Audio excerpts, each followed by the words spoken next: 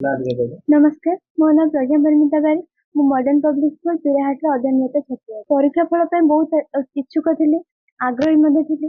ଇଚ୍ଛା ଥିଲା 570ରୁ 75 ରହିଥାନ୍ତା, କିନ୍ତୁ ଆଶାନୁରୂପ ନ ମିଳିଥିଲେ ମଧ୍ୟ 561 ମାର୍କ ରଖି ମୁଁ ଉତ୍ତୀର୍ଣ୍ଣ ହେଇଛି। ମନରେ ଟିକେ ଉଣା ରହିଗଲା, କିନ୍ତୁ ତଥାପି ମୁଁ ଖୁସି ଅଛି। ପରିଶ୍ରମ ପାଖାପାଖି 6ରୁ 7 ଘଣ୍ଟା ମୁଁ କରେ, ବ୍ୟସ୍ତ କରେନି।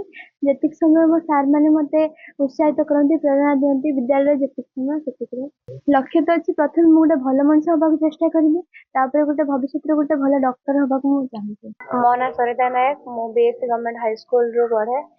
ମୁଁ 573 ଅର୍ଥାତ୍ 95.5% ରଖିକି ମୁଁ ଭଦ୍ରକ ଜିଲ୍ଲାର ଟପର। ବହୁତ ଖୁସି ଅଛି, ଏତେ ଭଲ ମାର୍କ ରହିଛି, ଆଉ ଆମ ଜିଲ୍ଲାରେ ବି ପ୍ରଥମ ସ୍ଥାନ ପାଇଛି। ଏକ୍ଜାମର ମାସେ 2 ମାସ ପୂର୍ବରୁ ବହୁତ ହାର୍ଡୱାର୍କ ଥିଲା, ସେମିତି 10ରୁ 12 ଘଣ୍ଟା ପଢ଼ାପଢ଼ି।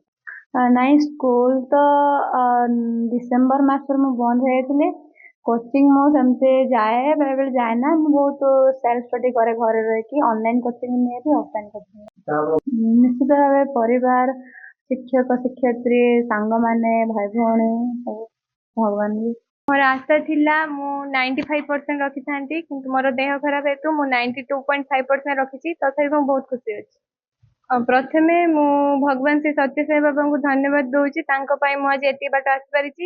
ଆଉ ମୋର ମା ବାପା ଓ ମୋର ଭାଇ ଭଉଣୀ, ମୋର ପରିବାର ସମସ୍ତ ସଦସ୍ୟ ମାନଙ୍କୁ ପାଇଁ ମୁଁ ଆଜି ଏତିକି ସଫଳତା ପାଇପାରିଛି, ଓ ମୋର ସ୍କୁଲ ଶିକ୍ଷକ ଶିକ୍ଷୟିତ୍ରୀ ବା ଟ୍ୟୁସନ ଟିଚର ମାନଙ୍କ ପାଇଁ ମୁଁ ଏତିକି ବାଟ ଆସିପାରିଛି।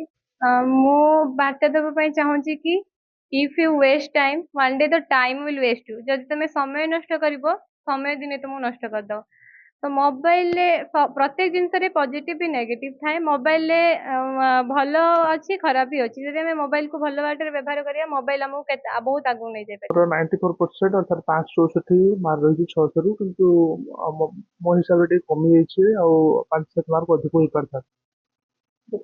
କମିବାର ସାହିତ୍ୟ ଇଂଲିଶରେ ମୋ ହ୍ୟାଣ୍ଡରାଇଟିଂ ଏତେ ଭଲ ନାହିଁ, ତ ସେଇପାଇଁ ଟିକେ କମିଛି ବୋଲି ଭାବୁଛି।